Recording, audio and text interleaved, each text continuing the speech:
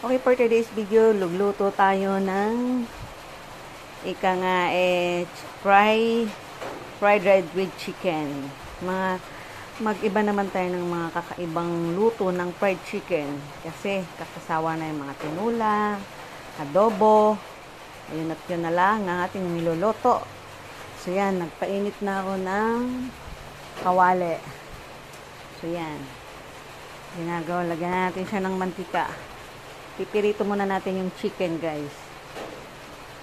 Okay. So, yan. Pipirito natin ng chicken.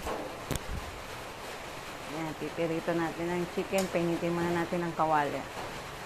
Okay. So, yan ang ating gagawin for today's video. Ang ating fried rice with chicken. Okay. Thank you, guys.